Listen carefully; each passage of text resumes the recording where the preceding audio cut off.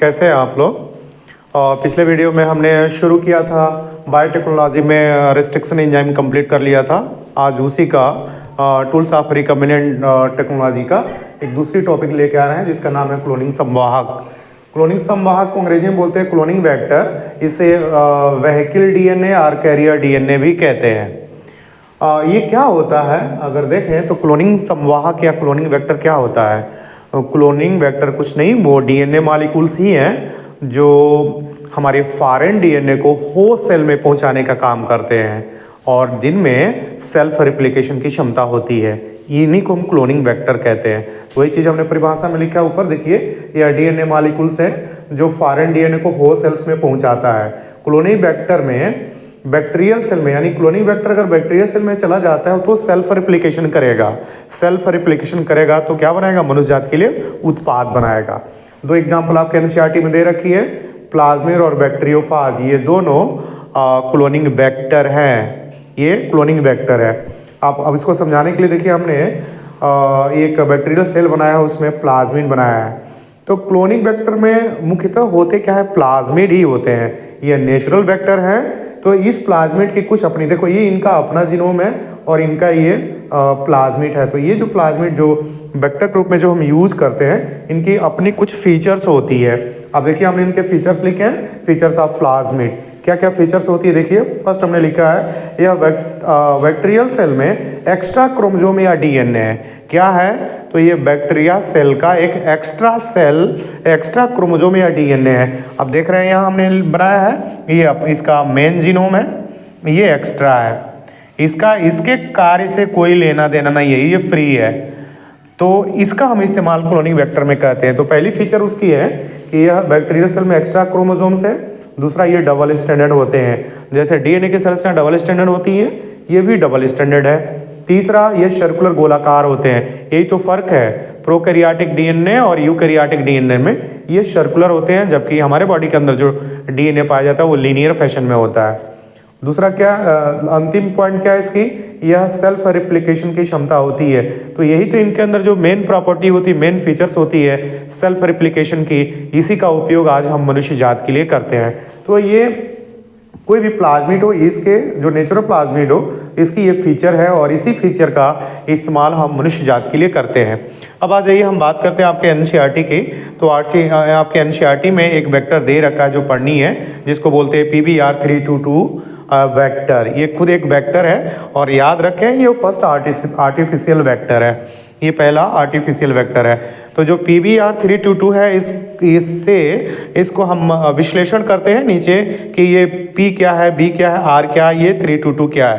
तो देखिए हमने लिखा है P स्टैंड फॉर प्लाज्मिड, यानी P प्लाज्मिड, इसका मतलब ये प्लाज्मिड ही है। B और R ये वैज्ञानिक के नाम है जिसने इनको बनाया। B मतलब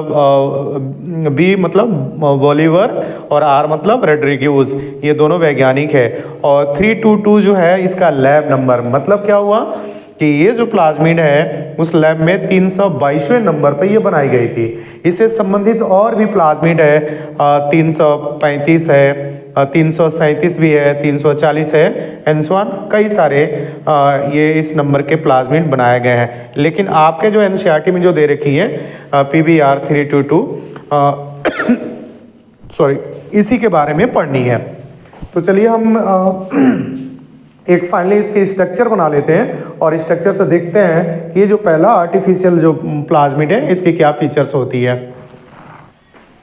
तो हम लोग PBr322 की स्ट्रक्चर अब देख लेते हैं कि उसकी संरचना कैसी होती है। तो ये हमने आपके एनसीईआरटी की PBr322 जो आर्टिफिशियल एक वेक्टर है उसकी हमने संरचना बनाया है। खास बात क्या है इसकी इस संरचना में कि सबसे पहले कि ये क्यों प्लाज्मिड है, क्योंकि इसमें ORI साइट है। ORI साइट इसका पूरा नाम होता है ओरिजिन ऑफ रेप्लिकेशन। इस साइट से अगर इस प्लाज्मिड के अंदर, इस वेक्टर के अंदर अगर ये साइट नहीं होती तो ये प्लाज्मिड मेरे किसी काम का नहीं रहता। अगर ये प्लाज्मिड में ORI साइट है तो इसको बोलते हैं ओरिजिन ऑफ रेप्लिकेशन साइट। ये वही साइट है जिस साइट से ये रिप्लिकेशन करता है। इसके फीचर है, अपने पिछले में अभी हमने बताया है कि ये सेल्फ रिप्लिकेशन करने की इनमें क्षमता होती है। तो इसके साइट से ये क्या करता है, रिप्लिकेशन करता है। यहाँ देखिए हमने रोप लिखा है, इसका मतलब होता है रिप्लिकेशन ऑफ प्रोटीन। मतलब ये वो साइट है जहाँ से ये रिप्लिकेशन के लिए प्रोटीन का निर्माण करता है। तो दो ये साइट है, बाकी दो साइट है। अब ये देखें, ये जो साइट है इसमें, इस वेक्टर में टेट्रासाइक्लिन रेजिस्टेंट साइट है और ये एम्पीसिलिन रेजिस्टेंट साइट है। मतलब ये वो साइट है जिसके अंदर इसमें दो रिस्ट्रिक्शन एंजाइम लगी हुई हैं, MAMH1 और SAL1, और इसमें दो एंजाइम लगी हुई हैं PBU फर्स्ट और PST फर्स्ट। तो याद रखना है कि आपसे पूछी जाएगी कि जो PBR322 जो होती है उसमें कितने एंटीबायोटिक रेजिस्टेंट साइट होती है। तो एंटीबायोटिक दो रेजिस्टेंट साइट होती है। फर्स्ट एम्पिसिलिन रेजिस्टेंट, R मतलब रेजिस्टेंस है, एम्पिसिलिन रेजिस्टेंट साइट, और इस साइड में है tetra resistant site. Tetra resistant site पे दो रिस्ट्रिक्शन एंजाइम लगी हैं, MAMH1 SAL फर्स्ट, और इस साइड में दो रिस्ट्रिक्शन एंजाइम लगी हैं, PBU फर्स्ट और PST फर्स्ट। इसके अलावा ऊपर के साइड में तीन रिस्ट्रिक्शन एंजाइम लगी है, EcoR, आप तो इसको पहचानते होंगे, पिछले में हमने इसका एक्शन देखा था। ये रिस्ट्रिक्शन एंजाइम है और हमने इसे जीन वेक्टर को और फॉरेन DNA को दोनों को हमने कट किया था। तो ये तीन है ऊपर के, इस तरीके से देखें, तीन ये और 4 1 5 6 7, और रोप में इसी का दूसरा पार्ट है PUB सेकेंड। तो इस तरीके से इसमें 8 रिस्ट्रिक्शन साइट है। और क्या इसकी विशेषता है, ये जो एंजाइम जो लगी हुई है रिस्ट्रिक्शन एंजाइम, उसकी विशेषता है वो बस इसी स्थल पे काट सकती हैं। ये एंजाइम इस वेक्टर में किसी दूसरे स्थल पर नहीं काट सकती हैं, ये इसकी खास विशेषता है।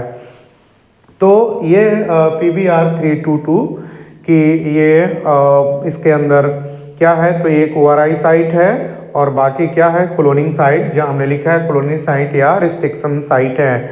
और क्या है, तो ये दोनों एंटीबायोटिक रेजिस्टेंट साइट है, इसको हम सिलेक्टेबल मार्कर कहते हैं। देखिए हमने लिखा है नीचे सिलेक्टेबल मार्कर। ये क्या काम करती हैं, तो इन दोनों साइट के ही कारण हम क्या करते हैं कि मेरा वेक्टर किसी होस्ट सेल में प्रवेश किया कि नहीं, और मेरा जो फॉरेन DNA है वो उसमें इंटर किया है कि नहीं, इसके पहचान करने में यह दोनों एम्पिसिलिन और टेट्रासाइक्लिन जो एंटीबायोटिक रेजिस्टेंस जो जीन है जिसको हम सिलेक्टेबल मार्कर कर रहे हैं, ये हमें मदद करते हैं। तो इसमें खास बात आपको क्या रखनी है कि फर्स्ट की ये PBR322 की संरचना है, पहली बात। दूसरा कि फर्स्ट आर्टिफिशियल है, इसमें एक ORI साइट होता है जो यहाँ लिखे हैं, ROP भी होता है जो रिप्लिकेशन के लिए प्रोटीन निर्माण करता है, क्लोनिंग साइट होती है जो 8 है। इस क्लोनिंग साइट पे 8 प्रकार के इसमें रिस्ट्रिक्शन एंजाइम लगी हैं जिनकी ये विशेषता है कि अपने स्थल पर ही काटेंगे। तीसरा यहाँ लिखिए, तीसरी पॉइंट जो इम्पॉर्टेंट है सबसे, इसमें सिलेक्टेबल मार्कर। सिलेक्टेबल मार्कर हम किसको कह रहे हैं, तो एम्पिसिलिन टेट्रासाइक्लिन जो रेजिस्टेंस जीन है उनको हम सिलेक्टेबल मार्कर कर रहे हैं। ये क्या काम करेंगी, तो मुझे ये पहचान कराएगी कि कौन सा बैक्टीरिया का होस्ट सेल है जिसमें मेरा वेक्टर पहुंचा है नहीं पहुंचा है, उसमें हमें ये मदद कराती हैं। आगे हम देखते हैं कि हम लोगों को वो कैसे पता चलेगा कि किसी बैक्टीरियल सेल में मेरा जीन ऑफ इंटरेस्ट या जो फॉरेन DNA पहुंचा है कि नहीं पहुंचा है। हम आगे अभी इसमें देखेंगे और उस पर बात करेंगे। देखिए हमने यहाँ नीचे लिखा भी है कि एम्पिसिलिन रेजिस्टेंट जीन और टेट्रासाइक्लिन रेजिस्टेंट जीन दोनों मार्कर होस्ट सेल को सिलेक्ट करने में मदद करती हैं। एम्पिसिलिन मदद करता है कोई होस्ट सेल ट्रांसफरमेंट है या नॉन ट्रांसफॉर्मेंट है। इसी में आगे हम इस पे बात करेंगे। ठीक है, तो इतना आप अभी डायग्राम बना लीजिए और लिख लीजिए, फिर हम इस पे आगे बात करते हैं। तो हम अभी आपको बता रहे थे सिलेक्टेबल मार्कर, माने जो हमारा PBR322 वेक्टर है उसकी 3 फीचर होती है, एक ORI साइट दूसरा क्लोनिंग साइट, तीसरा सिलेक्टेबल मार्कर। जो सिलेक्टेबल मार्कर होते हैं वहाँ देखिए, थोड़ा सा अभी हम इस स्लाइड पे भी थोड़ा सा रखें उनको आपको समझाने के लिए। सिलेक्टेबल मार्कर मुझे ये पहचान कराने में मदद करते हैं कि मेरा जो होस्ट सेल है उसमें मेरा वेक्टर पहुंचा है कि नहीं पहुंचा है, और जो वेक्टर है उसमें मेरा फॉरेन जीन पहुंचा है कि नहीं पहुंचा है।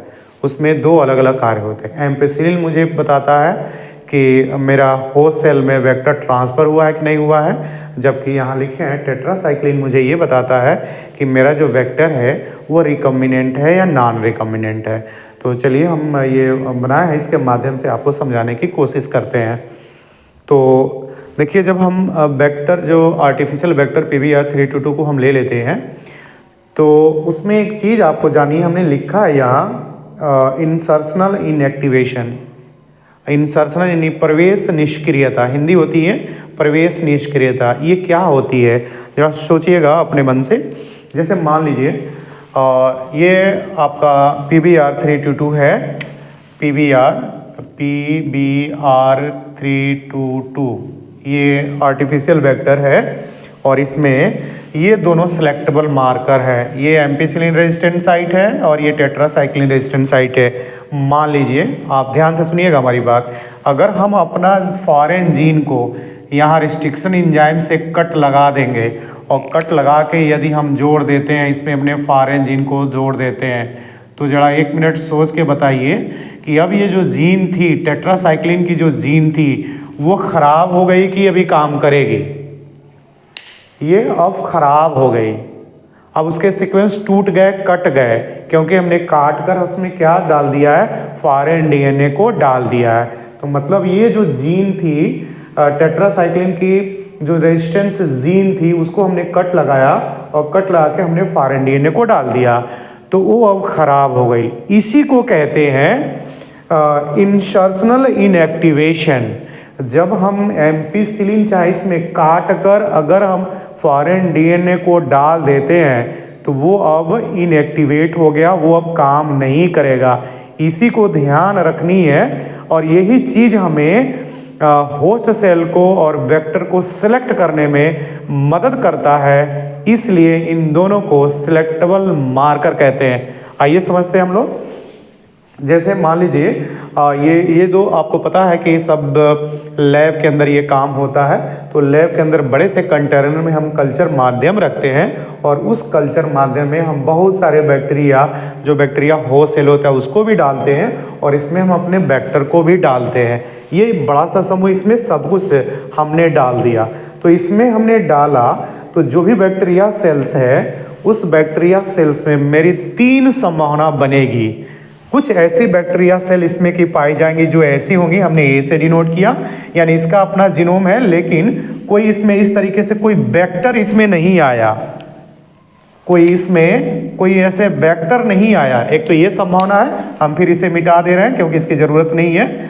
एक तो ये संभावना रहेगी, तो इसमें कोई वेक्टर नहीं आया। तो अगर वेक्टर नहीं आया, इसका मतलब ये नॉन ट्रांसफॉर्मेंट है, इसमें हमारा कोई वेक्टर इंट्रोड्यूस नहीं किया।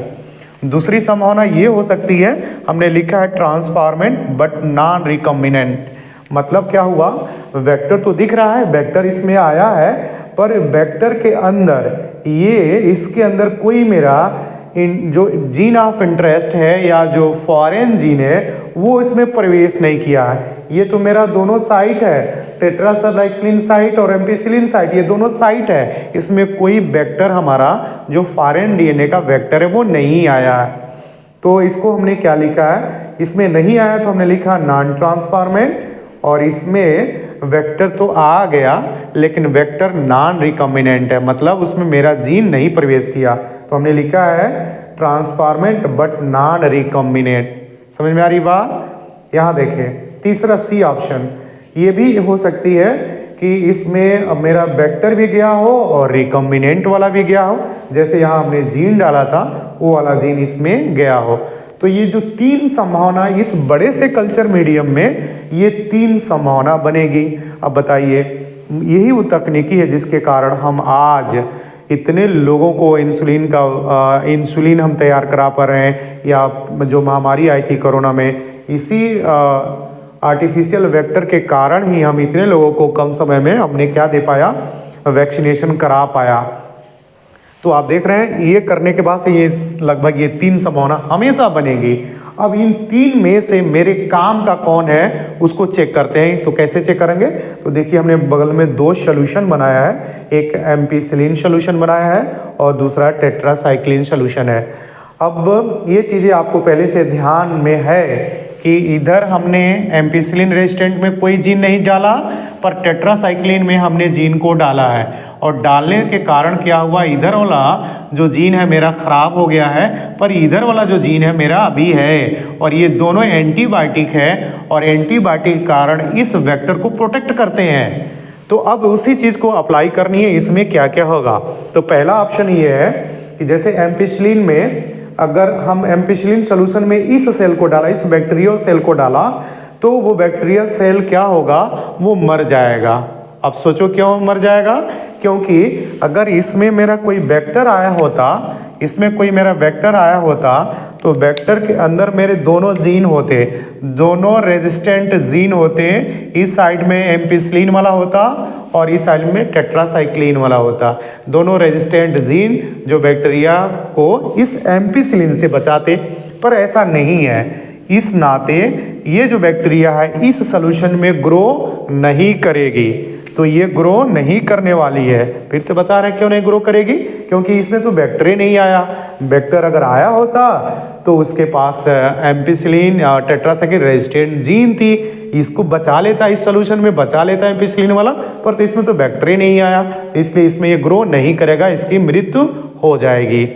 अब आते हैं बी को, हम एम्पिसिलिन में ही डालते हैं, तो बी में क्या होगा, बी में हमने देखा कि यह ग्रो कर रहा है, यह सेल ग्रो कर रहा है। ग्रो कर रहा है, क्यों ग्रो कर रहा है, इसका मतलब कि इसमें मेरा वेक्टर पहुंच गया है जो इसकी रक्षा कर रहा है। देख रहे हैं ना, ये वेक्टर है और वेक्टर में दोनों टेट्रासाइक्लिन वाले भी रेजिस्टेंट जीन उपस्थित है और एम्पिसिलिन वाले भी रेजिस्टेंट जीन उपस्थित है। और इसके कारण, इस जीन उपस्थित होने के कारण यह आसानी से एम्पिसिलिन के सॉल्यूशन में आसानी से ये सरवाइव कर रहा है, इसके ऊपर कोई प्रभाव नहीं पड़ रहा है। कौन इसे क्यों ये मर गया, क्योंकि इसमें वेक्टर नहीं आया था, वेक्टर नहीं आया था तो रेजिस्टेंट जीन नहीं आई थी। ये क्यों सरवाइव कर रहा है, क्योंकि इस सेल में वेक्टर आ चुका है, वेक्टर आ चुका है और उसके पास दोनों प्रकार के रेजिस्टेंट जीन उपस्थित है जो एम्पिसिलिन में उसको ग्रो होने से क्या कर रही है, बचा दे रही है। तो ये ग्रो कर रहा है,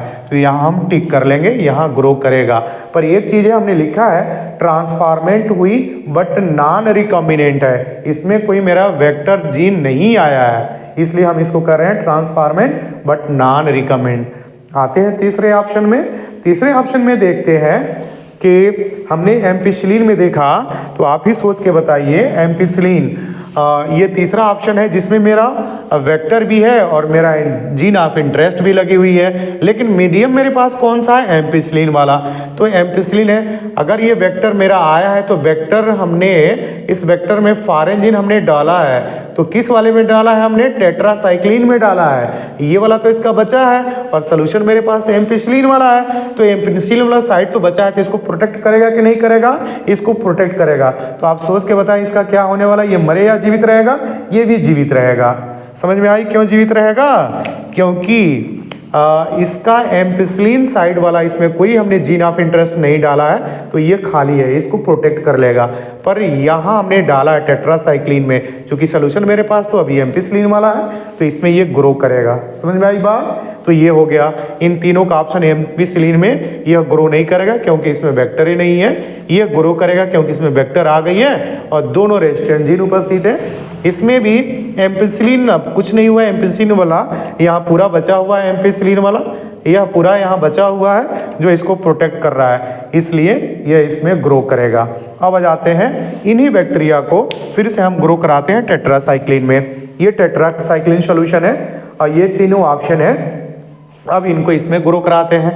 जब इसमें ग्रो कराते हैं तो देखिए ये नॉन ट्रांसफॉर्मेंट वाले हैं, इसमें कोई वेक्टर नहीं गया है, तो कोई वेक्टर नहीं गया है तो कोई रेजिस्टेंट नहीं है इस बैक्टीरिया सेल के पास, तो हम इस सॉल्यूशन में भी डालेंगे तो इसकी मृत्यु हो जाएगी। क्यों मृत हो जा रही है? मृत इसलिए हो पा रही है क्योंकि इसमें कोई मेरा वेक्टर नहीं है। वेक्टर रहता तो इसको रेजिस्टेंट देता, पर वेक्टर नहीं है, इसलिए इसमें भी इसकी मृत हो जाएगी। अब आते हैं इस बैक्टीरिया में। इस बैक्टीरिया में देखिए क्या इसमें ग्रो करेगा कि नहीं ग्रो करेगा?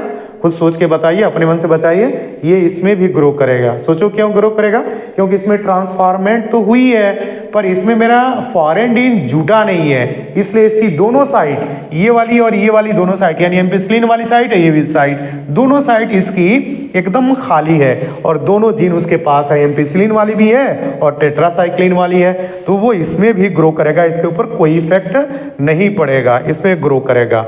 अब आते हैं लास्ट वाला, यहाँ सोल्यूशन है मेरा टेट्रासाइक्लिन और ये बैक्टीरिया है, ये ट्रांसफॉर्मेंट भी है और रिकम्बिनेंट भी है, वहाँ मेरा वेक्टर जूट भी गया है। तो आप बताइए कि क्या इसको रक्षा करने के लिए इसके पास टेट्रासाइक्लिन काम करेगी? यहाँ नहीं काम करने वाली है। सोचो क्यों? क्योंकि आप देखिए हमने जो फॉरेन डीएनए को हमने इसी में ऐड किया है, ये फॉरेन डीएनए काट कर हमने टेट्रासाइक्लिन को ही काटा है, फॉरेन डीएनए को जोड़ दिया है। सॉल्यूशन मेरा टेट्रासाइक्लिन है। इसका मतलब ये जब इंसर्ट किया इसमें तो मेरा जो ये टेट्रासाइक्लिन जीन था वो तो खराब हो गया, अब काम नहीं करेगा। तो ये बताइए ये एंटीबायोटिक क्या यहाँ प्रोटेक्शन करेगी उस टेट्रासाइक्लिन में? इसको प्रोटेक्शन नहीं करेगी। तो जब ये इसमें ग्रो कराएंगे इस बैक्टीरिया को तो इसमें इसकी मृत्यु हो जाएगी। क्या हो जाएगी? इसकी मृत्यु हो जाएगी। और इसका मृत्यु होना ये दर्शाता है दो चीज, कि एक तो वेक्टर मेरा इस बैक्टीरिया सेल में गया और दूसरा जो मेरा फॉरेन डीएनए है जो मुझे उत्पाद बना के देगा वो भी इसके साथ गया। तो इसी को हम बोलते हैं सिलेक्टेबल मार्कर। इन इतने बैक्टीरिया में से इसी सिलेक्टर मार्कर, इसी दो एम्पिसिलिन टेट्रासाइक्लिन के कारण आज हम ये सिलेक्ट कर पाए कि इन तीनों बैक्टीरिया सेल में कौन सा बैक्टीरिया मुझे उत्पाद बना के देगा और किसमें ट्रांसफॉर्मेंट हुई है और कौन रिकॉम्बिनेंट है। तो इन तीनों में से रिकॉम्बिनेंट कौन होगा? ये वाला ट्रांसफॉर्मेंट भी है, रिकॉम्बिनेंट भी है। तो इस बैक्टीरिया को हम सिलेक्ट कर लेते हैं और यहाँ से उठाकर बड़े कल्चर माध्यम और बायोरिएक्टर में डाल देते हैं, जहाँ इनकी साइक्लिंग होती है और इनसे उत्पाद बनाए जाते हैं। बड़े पैमाने पर उत्पाद बनाया है। क्या मेरी बात आपको समझ में आई? हाँ, मुझे लग रहा है कि ये जो टेबल हमने बनाकर आप समझाया वो मेरी बात आपको समझ में आ गई है। तो ये टॉपिक हमने कंप्लीट करा दिया। बायोटेक्नोलॉजी से दो सबसे इम्पोर्टेंट टॉपिक थे, एक तो रिस्ट्रिक्शन एंजाइम वाला और दूसरा क्लोनिंग वेक्टर वाला। तो क्लोनिंग वेक्टर इतना है, आप इसको आप बना लें और फिर आगे नेक्स्ट वीडियो में मिलते हैं। Thank you.